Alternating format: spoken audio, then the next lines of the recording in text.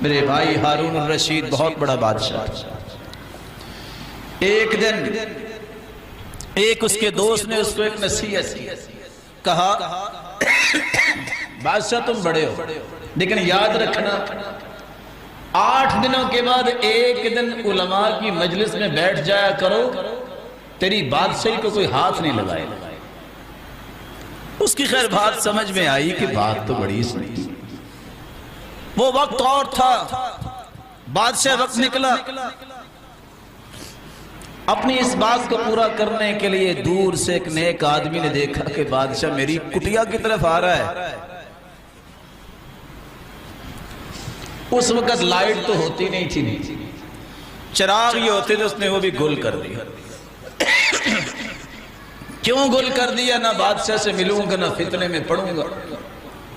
آج تو ہوتا ہے نا، میری بس فوٹو ایک آ جائے، میری ایک پکچر آ جائے جو پھر میں فیس بک پہ اور پتہ نہیں کہاں کہاں چڑھا کے شاید اس طرح ہی عزت بن جائے۔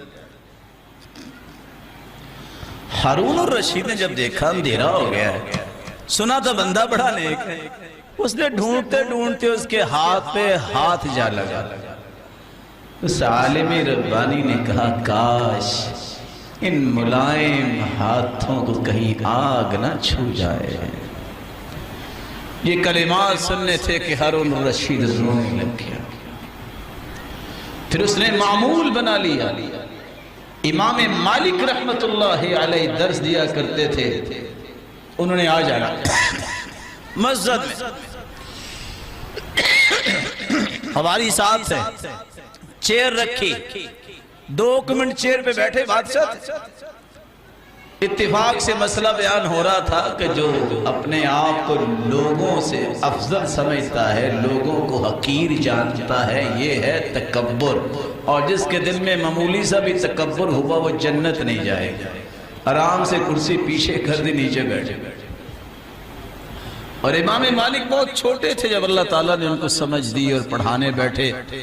اتفاق سے پڑھا رہے تھے، ایک دن تو 2 چڑیا جھگڑتی آ کے ان کے پاس گری۔ امام مالک نے اپنی ٹوپی اتار کے ان کے اوپر رکھ دی تاکہ طلباء بھی ادھر نہ دیکھے، پڑھائی جاری رکھے۔ کوئی بیٹھا ہوتا وہاں، وہ کہتا ہے الصبی صبیا ولو کان نبیا، اس کو استاد مانے بیٹھے، بچہ بچہ ہی ہوتا ہے خواہ وہ نبی بنے۔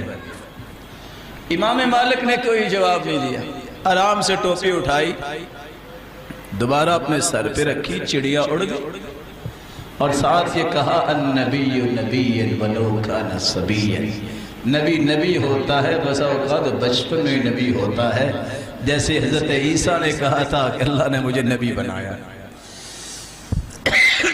پھر یہ ہارون الرشید کہا کرتے تھے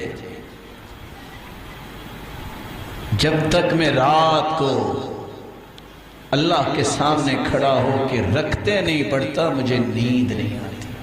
اور بعض نے تو یہ نقل کیا کہ وہ کہتے تھے میں جب تک سحور رکھتے نہیں پڑھ لیتا مجھے نیند نہیں آتی۔